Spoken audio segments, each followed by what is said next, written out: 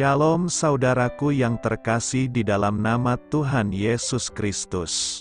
Selamat pagi dan salam sejahtera untuk kita semuanya.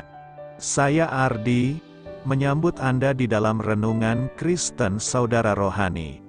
Selamat datang kembali di dalam renungan dan siraman rohani pagi hari ini. Harapan kami, semoga saudara yang terkasih dalam keadaan sehat selalu.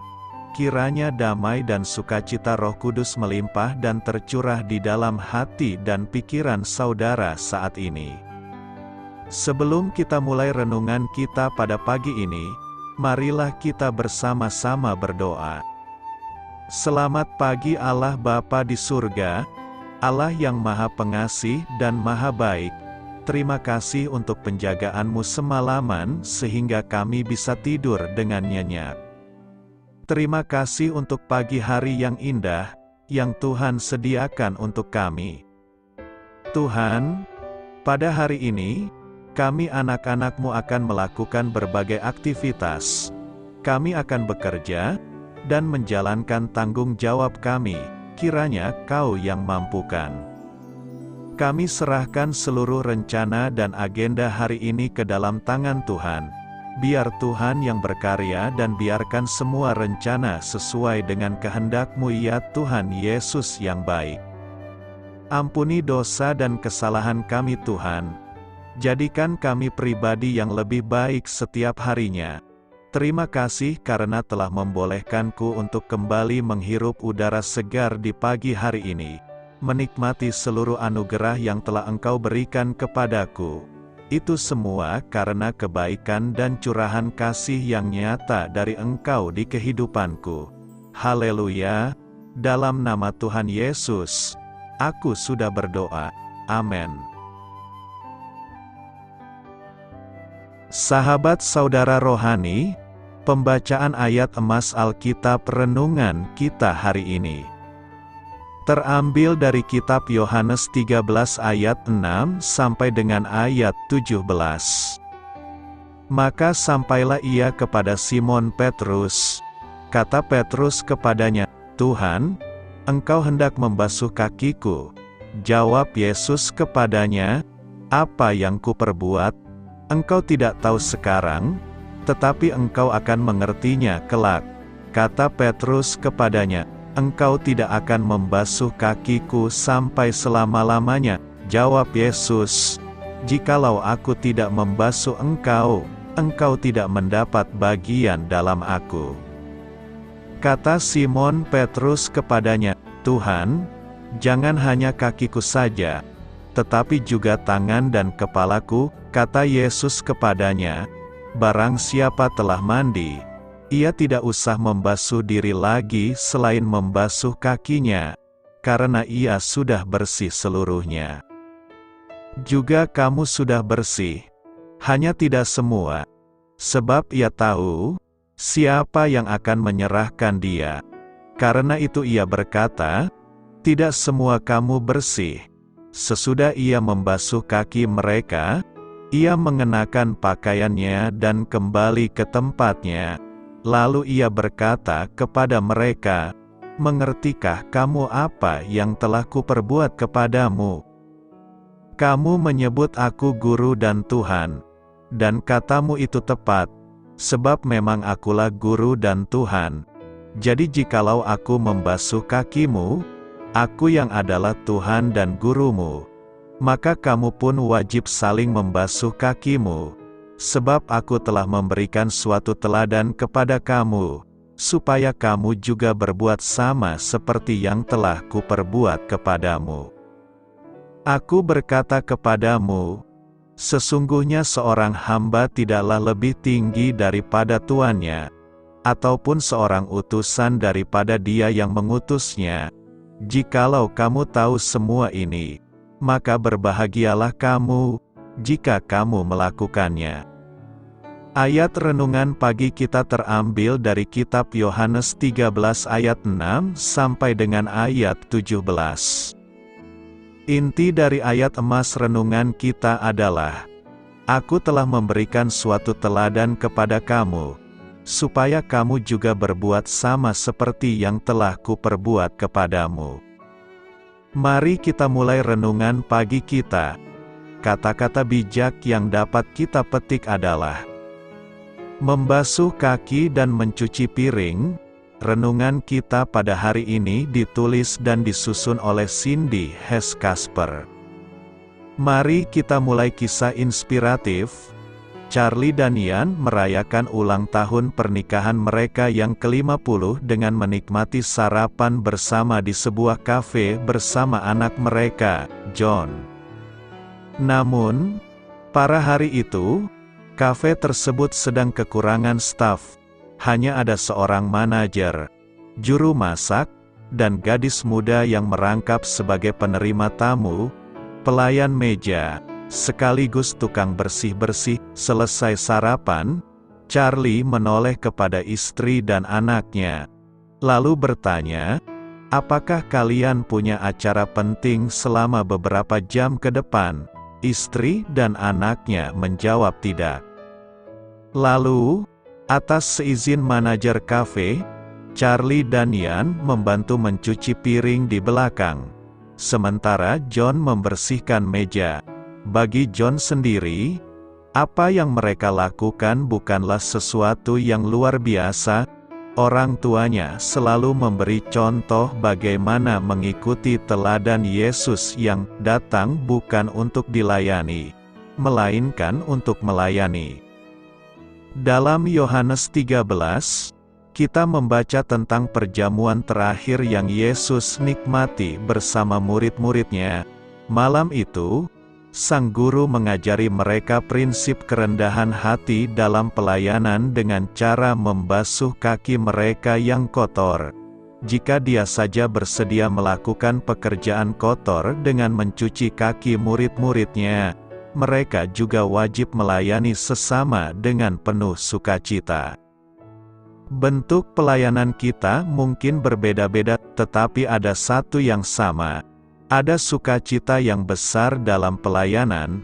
Pelayanan bukanlah dimaksudkan untuk memberikan pujian bagi yang melakukannya, melainkan untuk melayani sesama dalam kasih, seraya mempersembahkan segala pujian kepada Allah kita yang rendah hati dan rela berkorban.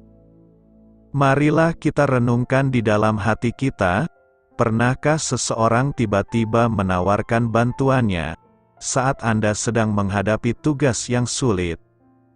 Mengapa kerendahan hati menjadi aspek penting dalam melayani sesama? Hal ini patut kamu ketahui. Petrus sering salah paham tentang maksud Yesus. Salah satunya adalah ketika Yesus mulai mencuci kaki murid-muridnya.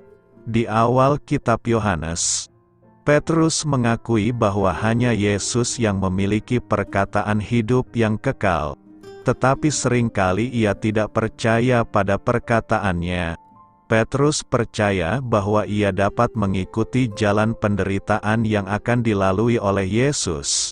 Ia bahkan mengira bahwa Kristus ingin untuk merebut kekuasaan secara militer dan ia sendiri mulai mengayunkan pedang.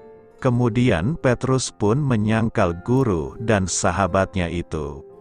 Namun, dalam setiap kejadian tersebut, Yesus dengan lemah lembut menunjukkan kasih kepada Petrus sebagai sahabatnya. Pada akhirnya, Yesus memberikan pemulihan dan pengharapan kembali kepada Petrus. Yesus membasuh kaki muridnya. Yohanes 13 ayat 5 berkata, "Kemudian ia menuangkan air ke dalam sebuah basi, dan mulai membasuh kaki murid-muridnya lalu menyekanya dengan kain yang terikat pada pinggangnya itu." Tradisi mencuci kaki sudah menjadi bagian hidup orang Israel. Mereka mencuci kaki sebelum makan dan sebelum tidur. Orang Israel yang sengaja untuk beberapa waktu yang lama tidak mencuci kaki mereka, itu adalah tanda dari duka yang mendalam. Ada ketentuan mengenai hukum mencuci tangan dan kaki, yaitu wudu, para imam harus mencuci tangan dan kaki mereka untuk memasuki kemah suci atau sebelum mendekati mezbah korban bakaran. Orang-orang Israel juga tidak diizinkan mendekati seorang raja atau pangeran tanpa persiapan yang matang, yang mencakup pencucian tangan dan kaki. Dalam budaya kuno, pembasuhan kaki selalu dilakukan oleh orang posisinya lebih rendah daripada yang dibasuh. Paling umum adalah budak membasuh kaki tuannya. Kadangkala ada cerita tentang murid membasuh kaki gurunya, istri melakukan pada suami. Di Yohanes 13 ayat 1 sampai dengan ayat 17 kita menemukan kisah yang memberi gambaran sebaliknya. Orang yang lebih tinggi membasuh kaki yang lebih rendah. Dalam hal ini Yesus bukan hanya ditampilkan sebagai guru dan Tuhan, tetapi juga sebagai Allah yang Maha Tahu dan berdaulat. 2 kali dicatat bahwa Yesus tahu waktunya sudah tiba. Walaupun pengetahuan seperti ini tidak secara otomatis membuktikan keilahiannya, tetapi bagian lain dari Injil Yohanes berkali-kali mengarah pada kesimpulan ini. Yesus bukan hanya Maha Tahu, tetapi Ia juga berdaulat. Ia sadar bahwa segala sesuatu telah diserahkan Bapa kepadanya. Yesus tahu segala sesuatu diserahkan kepadanya, dimulai dengan kata sambung, lalu, dan seterusnya mengisahkan pembasuhan kaki. Dari penggunaan kata sambung, lalu, ini kita melihat dengan jelas bahwa pembasuhan ini dilakukan oleh pribadi yang jauh lebih tinggi daripada mereka yang dibasuh. Waktu yang digunakan untuk pembasuhan dalam kisah ini juga menarik untuk dicermati, karena memperkuat kesan kerendahan itu. Pembasuhan biasanya dilakukan pada saat tamu-tamu baru saja tiba di rumah. Di Yohanes 13 ayat 1 sampai dengan ayat 17 pembasuhan dilakukan pada saat makan. Sesuai teks Yunani seharusnya diterjemahkan, lalu Yesus bangun dari perjamuan malam.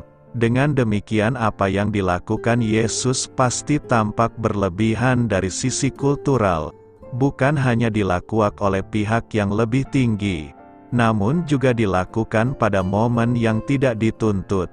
Dengan kata lain, pembasuhan ini bukan keharusan, tetapi kerelaan Yesus. Dalam diri Yesus kita bisa melihat arti melayani yang sesungguhnya, bukan untuk popularitas, atau mengharapkan keuntungan dari sesuatu yang dilakukannya. Lebih jauh dari itu Yesus juga merelakan dirinya didera, dihina dan disalibkan. Ia tidak mempertahankan nyawanya, melainkan memberikannya sebagai tebusan untuk segala tindakan tercela kita di dunia. Itulah hakikat pelayanan. Karena itu, marilah kita melayani dengan kerendahan hati agar pelayanan kita memuliakan Tuhan. Membasuh kaki, Yohanes 13 ayat 14 berkata, "Jadi jikalau aku membasuh kakimu, aku yang adalah Tuhan dan gurumu, maka kamu pun wajib saling membasuh kakimu." Basuh kaki hanyalah adat istiadat orang Yahudi dan bukan sebuah sakramen apalagi berhubungan dengan keselamatan seseorang. Tuhan Yesus membasuh kaki murid-muridnya hanya untuk memberikan teladan tentang kerendahan hati dan melayani orang lain. Basuh kaki yang dilakukan Tuhan Yesus lebih dari sekedar adat istiadat menurut tradisi. Para budak membasuh kaki tuannya dan tidak pernah sebaliknya. Namun, Tuhan membasuh kaki murid-muridnya walaupun dia adalah tuan mereka. Petrus, yang tidak menyadari pentingnya basuh kaki ini, menolak untuk dibasuh oleh Tuhan. Basuh kaki berhubungan langsung dengan keselamatan atas dasar-dasar berikut. Yesus memberitahukan kepada Petrus, "Jikalau aku tidak membasuh engkau, engkau tidak mendapat bagian dalam aku." Menerima basuh kaki berarti memiliki bagian di dalam Tuhan. Basuh kaki yang seperti ini bukanlah sekedar adat istiadat belaka. Yesus juga berkata, "Barang siapa telah mandi, ia tidak usah membasuh diri lagi selain membasuh kakinya, karena ia sudah bersih seluruhnya." Orang yang telah dibaptis juga perlu menerima basuh kaki. Walaupun sebelumnya merupakan adat istiadat, basuh kaki telah menjadi sebuah sakramen yang membawa kekuatan rohani yang besar dan berpengaruh setelah Tuhan Yesus melakukannya, menjelaskan maknanya dan khasiatnya serta memerintahkan para murid untuk melakukan hal yang serupa. Basuh kaki tidak dapat dianggap sebagai sakramen. Jika basuh kaki sangat penting dan berhubungan langsung dengan keselamatan seseorang, mengapa kebiasaan ini hanya ditemukan dalam Injil Yohanes dan tidak dicantumkan di bagian lain dalam Alkitab? Walaupun pada kenyataannya basuh kaki hanya ditemukan dalam Injil Yohanes, hal tersebut masih tetap harus dilaksanakan dan hubungannya dengan keselamatan masih berlaku. Semua perintah Tuhan harus dilaksanakan. Tidak ada satu perintah pun dapat diabaikan. Tidak peduli berapa kali perintah tersebut dicantumkan dalam Alkitab, Tuhan memerintahkan para pengikutnya untuk melakukan basuh kaki seperti yang telah dilakukannya terhadap para muridnya. Oleh karena itu, kita juga harus melaksanakan perintah ini. Tuhan Yesus memerintahkan kepada murid-muridnya, "Jadi jikalau aku membasuh kakimu, aku yang adalah Tuhan dan gurumu, maka kamu pun wajib saling membasuh kakimu." Tetapi mengapa pada saat sakramen basuh kaki yang diadakan di gereja Anda, hanya para pendeta sajakah yang membasuh kaki para jemaat baru, dan jemaat yang lain tidak saling membasuh kaki? Bagi sebagian gereja, basuh kaki yang telah ditetapkan oleh Tuhan Yesus memiliki dua fungsi, yaitu sebagai 1. Sakramen, 2. Pengajaran rohani. Pertama, sebagai sebuah sakramen, basuh kaki adalah untuk memiliki bagian dalam Tuhan.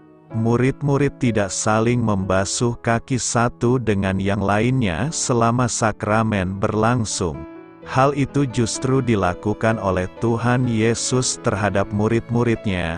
Itulah sebabnya Dia tidak berkata, "Jikalau engkau tidak saling membasuh kaki satu dengan yang lainnya, engkau tidak mendapat bagian dalam aku." Melainkan Dia berkata, "Jikalau aku tidak membasuh engkau, engkau tidak mendapat bagian dalam aku." Pada saat sakramen basuh kaki berlangsung, dibandingkan dengan saling membasuh kaki, gereja telah mewakili Tuhan untuk melakukan basuh kaki atas namanya sehingga orang-orang percaya yang menerima sakramen itu dapat memiliki bagian dalam Tuhan. Sakramen tersebut tidak mencakup upacara saling membasuh, melainkan tugas untuk melakukan sakramen ini diberikan kepada orang yang telah diutus. Kedua, sebagai pengajaran rohani, basuh kaki menunjukkan kepada orang-orang yang percaya bahwa mereka harus saling mengasihi satu dengan yang lainnya, saling melayani dengan rendah hati, saling mengampuni. Yesus juga membasuh kaki Yudas Iskariot, dan memelihara kekudusan mereka. Walaupun upacara saling membasuh kaki dengan air kadang-kadang masih dilakukan di gereja sebagai tanda kasih dan pengampunan, yang terpenting adalah bahwa kita mengikuti pengajaran rohani di balik tindakan tersebut.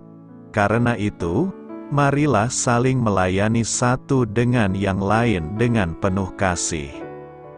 Apakah Yohanes 3 ayat 13 memiliki arti bahwa sebelum Yesus tidak ada yang naik ke surga?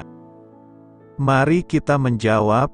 Yohanes 3 ayat 13 menyatakan, tidak ada seorang pun yang telah naik ke sorga, selain daripada Dia yang telah turun dari sorga, yaitu Anak Manusia. Ayat ini agak sulit untuk ditafsirkan dan sering disalahpahami.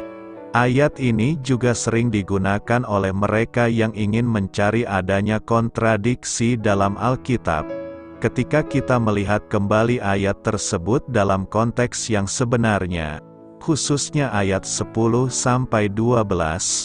kita melihat bahwa Yesus sedang berbicara mengenai masalah otoritas dan keabsahan ajarannya. Dalam ayat 13, Yesus menjelaskan kepada Nikodemus mengapa hanya Dia saja yang memenuhi syarat untuk berbicara tentang hal-hal ini, yakni, karena Dia merupakan satu-satunya yang pernah pergi ke surga dan kemudian kembali dengan pengetahuan dari surga untuk diajarkan kepada orang-orang. Karenanya, tidak ada seorang pun yang dapat berbicara tentang hal-hal surgawi dengan otoritas yang sama seperti Yesus. Untuk berbicara tentang hal-hal surgawi, selain diperlukan pengetahuan yang intim mengenai hal-hal tersebut, semua pengetahuan itu harus dilihat dan dialami sendiri.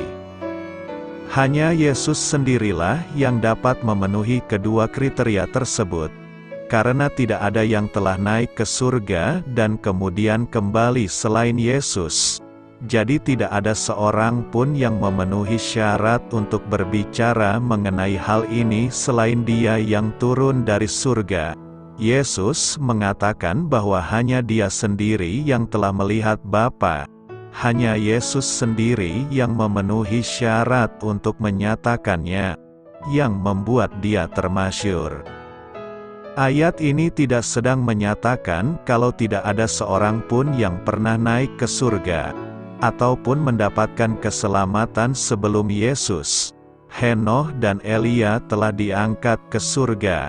Abraham, Ishak, Yakub, serta yang lainnya juga telah berada di sana.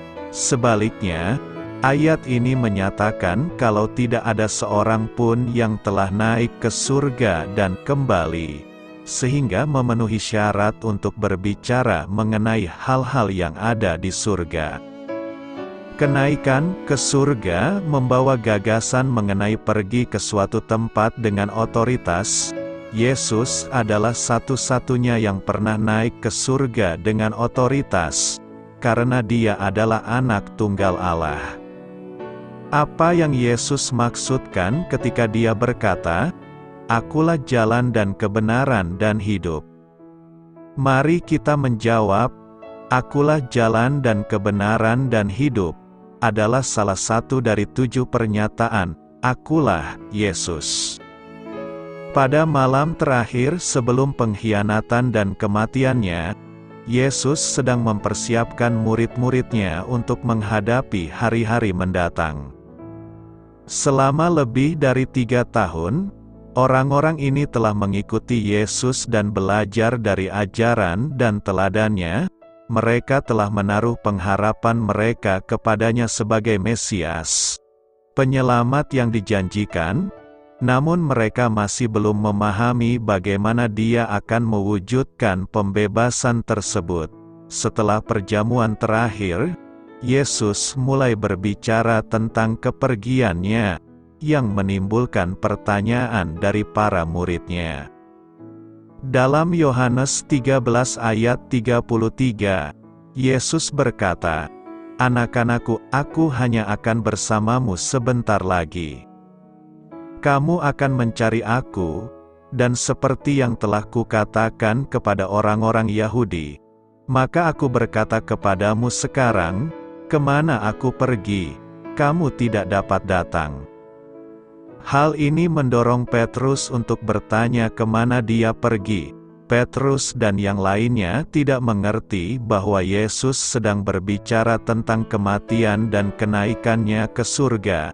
Tanggapan Yesus adalah, "Kemana aku pergi, kamu tidak dapat mengikuti sekarang, tetapi kamu akan mengikuti nanti."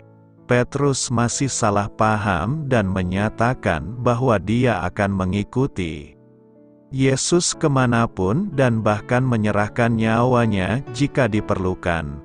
Saat Yesus dengan sabar terus mengajar murid-muridnya, dia mulai berbicara lebih jelas tentang surga, menjelaskan tempat yang akan dia persiapkan bagi mereka.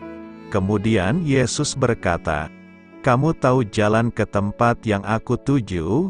Berbicara mewakili yang lain. Thomas mengatakan mereka tidak tahu kemana dia pergi. Jadi bagaimana mereka bisa tahu cara mengikuti dia ke sana? Sebagai jawaban atas pertanyaan inilah Yesus mengucapkan salah satu dari 7 pernyataan, "Akulah yang terkenal."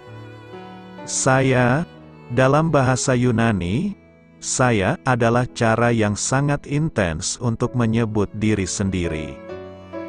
Hal ini sama saja dengan mengatakan, "Saya sendiri, dan hanya saya sendiri."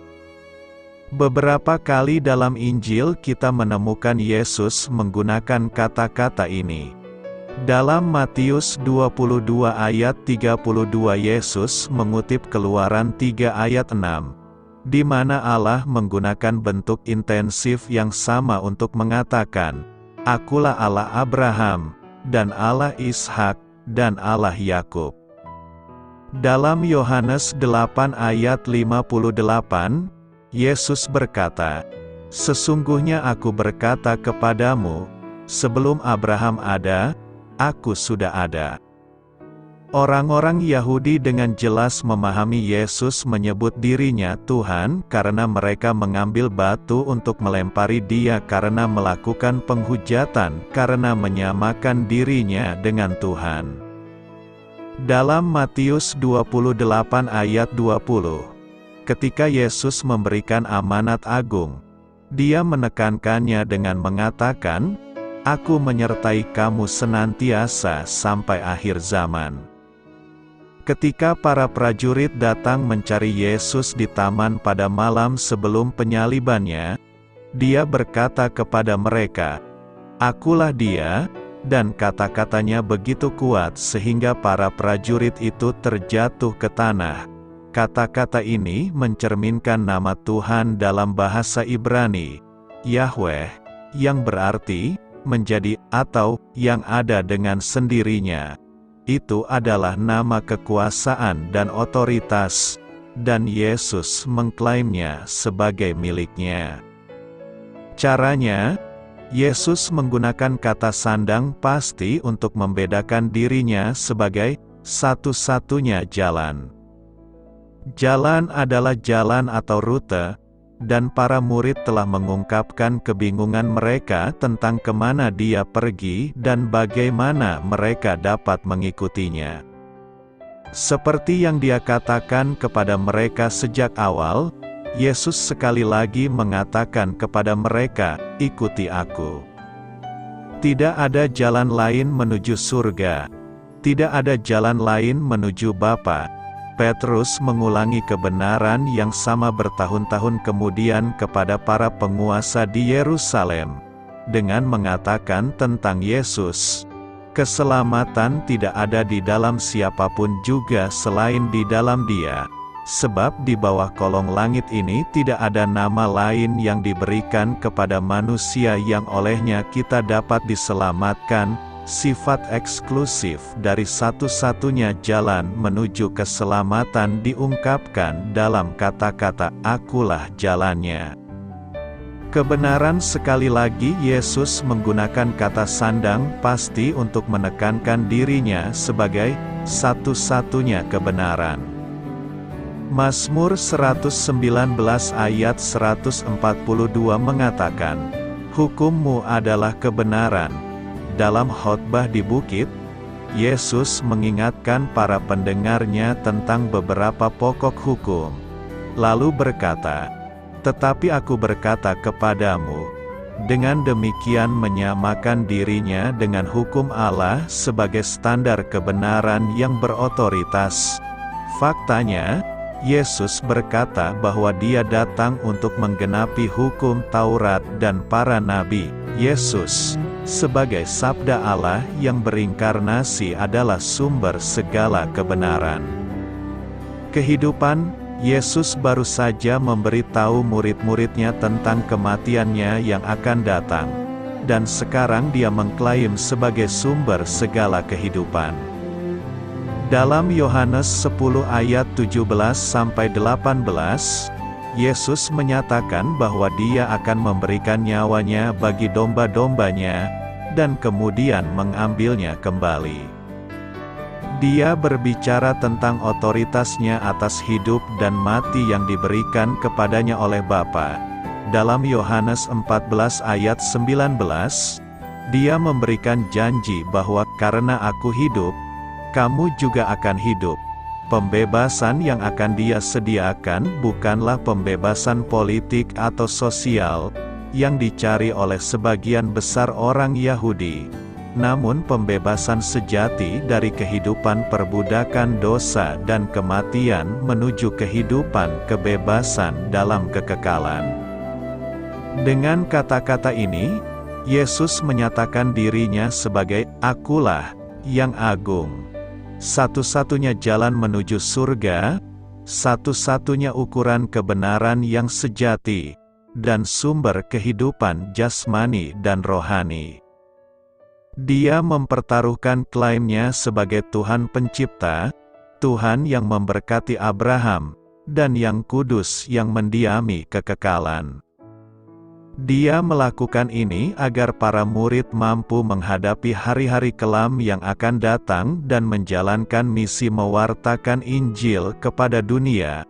Tentu saja, kita mengetahui dari kitab suci bahwa mereka masih belum memahaminya, dan perlu beberapa kali kunjungan dari Tuhan mereka yang telah bangkit untuk menyadarkan mereka dari ketidakpercayaan mereka.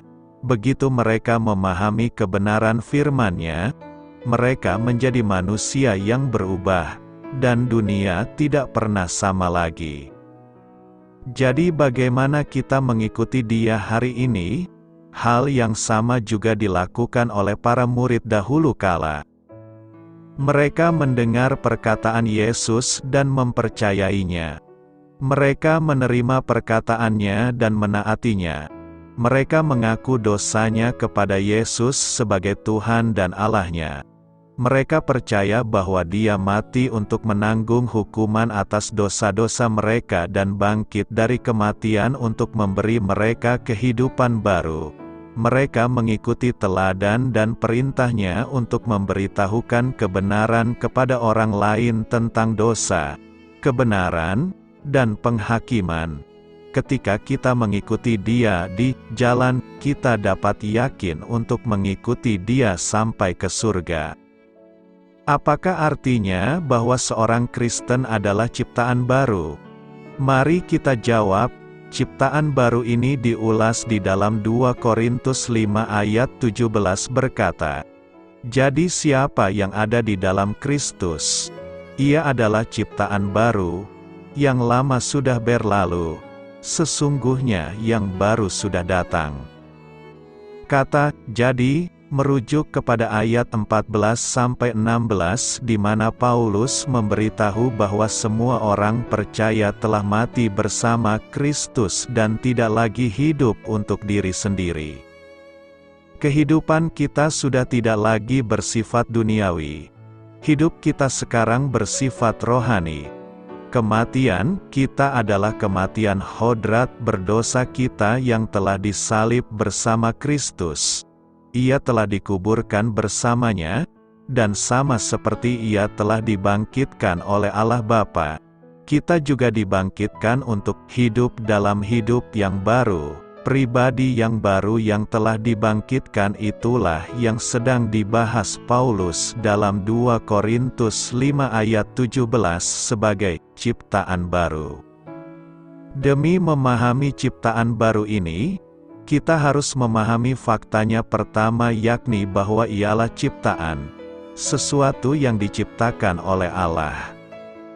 Yohanes 1 ayat 13 memberitahu bahwa kelahiran baru ini telah terjadi menurut kehendak Allah. Kita tidak diwariskan hodrat yang baru, dan kita juga tidak menciptakan diri kita yang baru, dan Allah tidak sekedar membersihkan hodrat kita yang lama. Ia menciptakan sesuatu yang sepenuhnya baru dan unik. Ciptaan baru ini benar-benar baru, dihadirkan dari nol, sama seperti segenap alam semesta telah diciptakan oleh Allah secara ex nihilo, dari kekosongan. Hanya Sang Pencipta dapat melakukan hal itu. Kedua, yang lama sudah berlalu. Yang lama sedang merujuk kepada segala sesuatu di dalam hodrat lama kita, kesombongan, kesukaan berdosa, pengandalan upaya pribadi, dan opini-opini, kebiasaan, dan nafsu kita yang lawas. Semua hal yang dahulunya kita kasihi telah berlalu, terutama kasih akan diri sendiri dan pembenaran diri dan promosi diri sendiri. Ciptaan yang baru menatap kepada Kristus, bukan menatap diri sendiri. Semua hal yang lama telah mati, dengan disalibkan bersama hodrat yang lama kita. Dengan berlalunya yang lama, yang baru sudah datang. Hal-hal yang usang dan mati telah digantikan dengan hal-hal baru, yang penuh dengan kehidupan dan kemuliaan Allah. Jiwa yang baru lahir ini berkenan terhadap hal-hal ilahi dan membenci hal-hal duniawi serta berbau kedagingan. Tujuan, perasaan, keinginan, dan pengertian kita baru dan sangat berbeda. Kita melihat dunia melalui sudut pandang baru.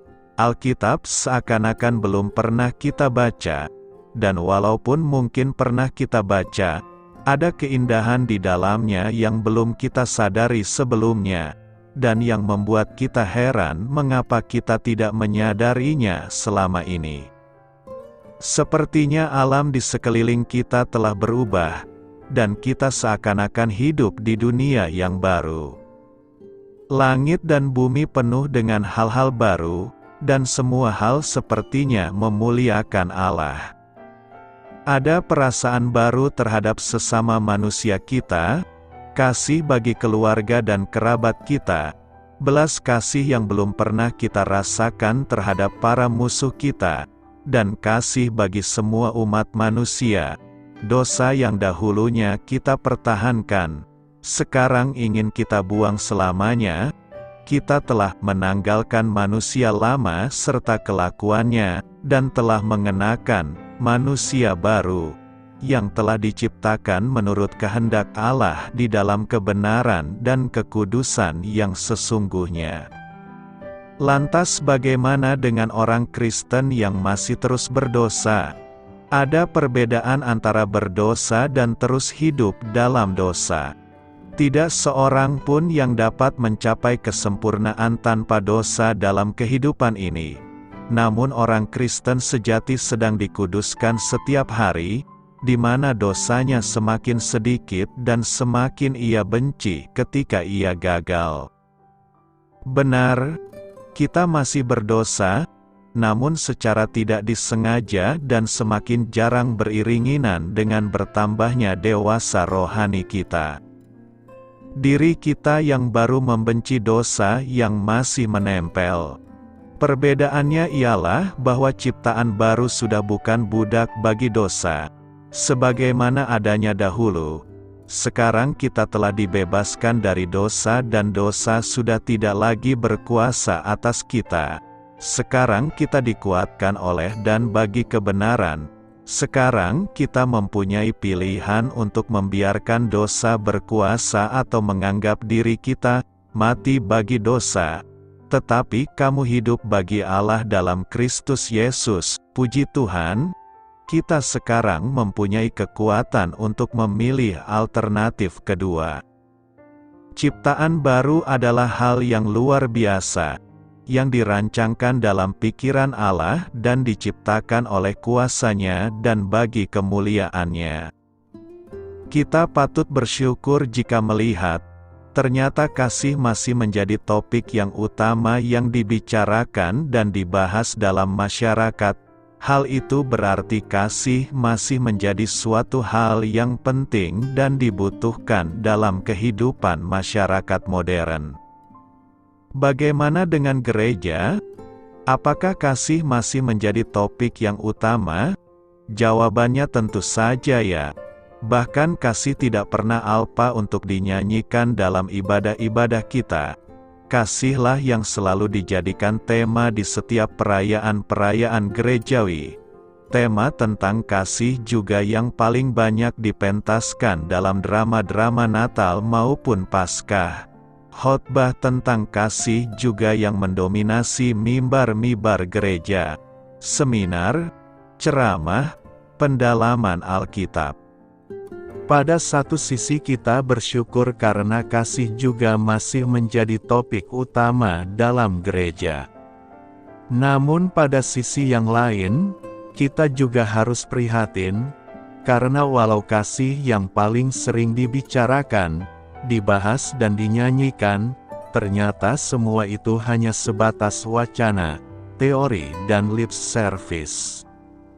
Karena dalam praktek kehidupan nyata sehari-hari, cara hidup kita seringkali jauh dari kasih yang diperintahkan Tuhan.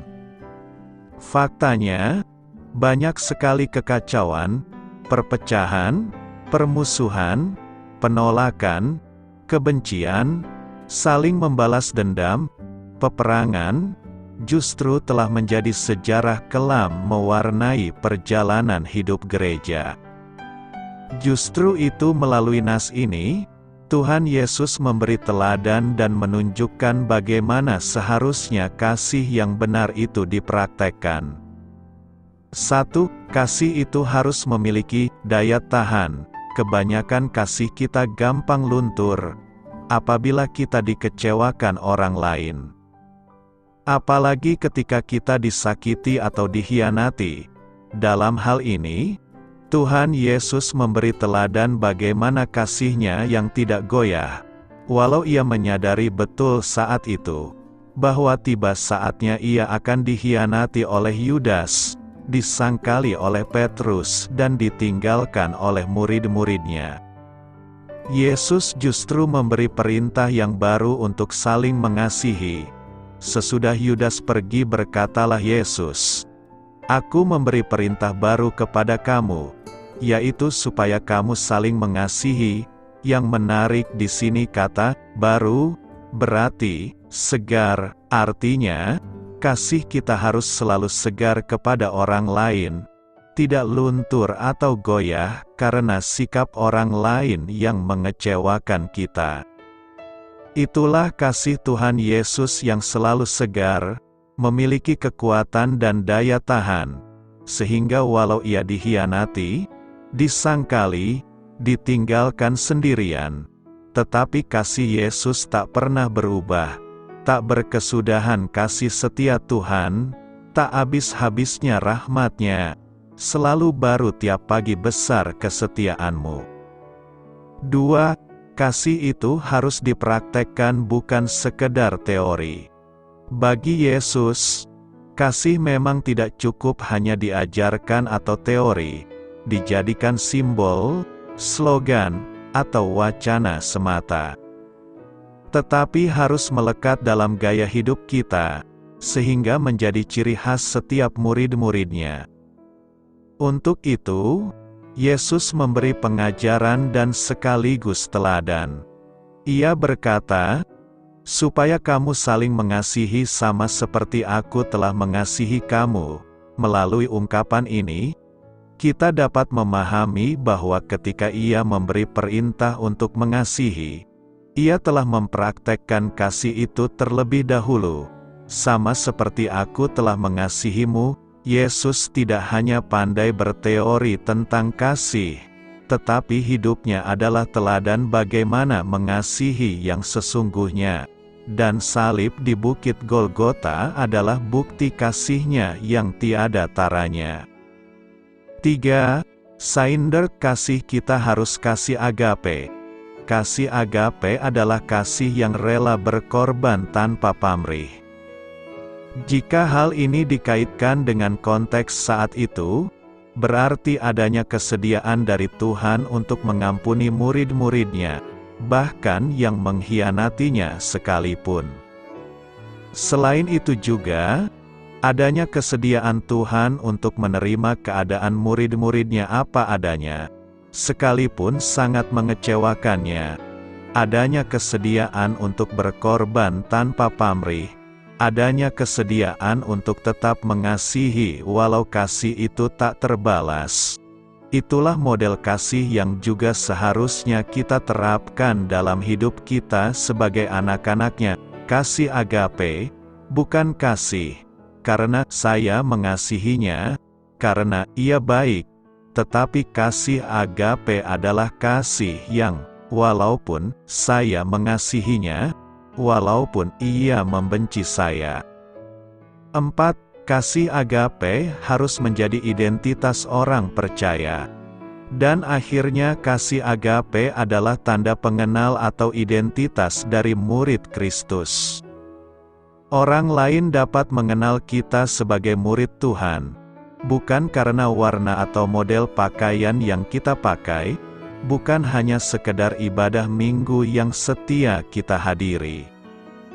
Bukan hanya sekedar kata-kata yang berbau agama yang kita lontarkan, bukan hanya dari berapa banyak ayat Alkitab yang rajin kita kutip dan hafalkan. Bukan pula dari jabatan yang kita sandang dalam gereja. Identitas seorang murid Kristus diukur dari bagaimana relasi yang penuh kasih mesra dengan Tuhan dan sesama.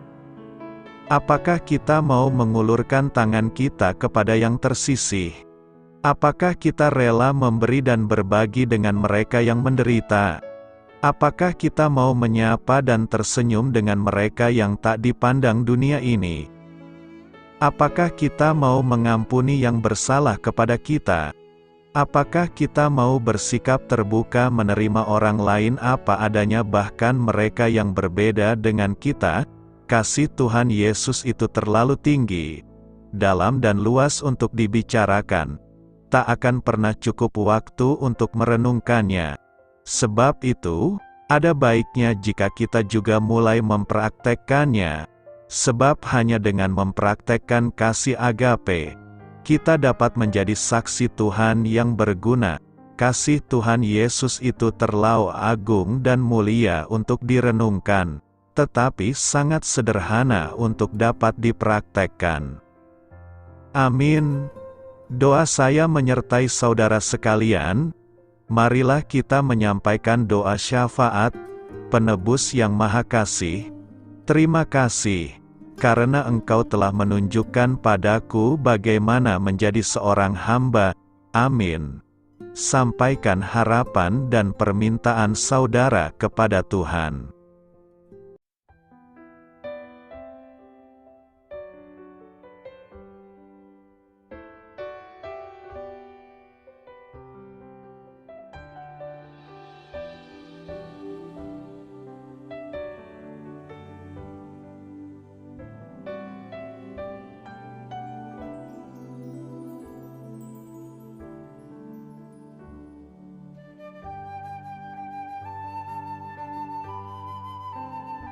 Marilah kita renungkan sahabat saudara rohani. Demikianlah renungan firman Tuhan pagi hari ini. Semoga menjadi berkat dalam hidup kita. Dan sebelum kita memulai segala aktivitas kita pagi hari ini, marilah kita berdoa. Selamat pagi Bapa, malam hari telah berganti pagi. Kehidupan baru telah Engkau berikan kembali bagi kami. Bapa Surgawi, tolonglah aku menyadari kebutuhan orang lain, supaya aku dapat membagikan apa yang telah Engkau berikan kepadaku.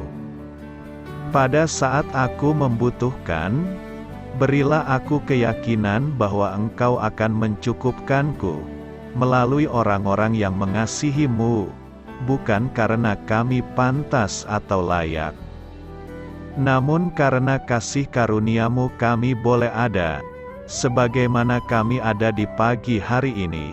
Terima kasih Tuhan, atas kesempatan baru yang telah Tuhan berikan kepada kami, untuk bisa memperbaiki diri agar kami bisa lebih layak di hadapan-Mu. Hari ini kami serahkan semua perkara dan kesulitan yang akan kami lalui ke dalam tangan-Mu. Biarkanlah kami bisa memuliakan-Mu dalam segala aktivitas yang akan kami lakukan. Amin. Biarlah firman Tuhan menjadi pengingat untuk kita semua, bahwa tuntunan dari Roh Kudus akan selalu memberi jalan keluar bagi setiap permasalahan hidup kita, dan memberi kedamaian di hati kita. Sampai jumpa di renungan pagi saudara rohani berikutnya. Kiranya Tuhan selalu memberkati saudara semua hari ini. Amin. Shalom.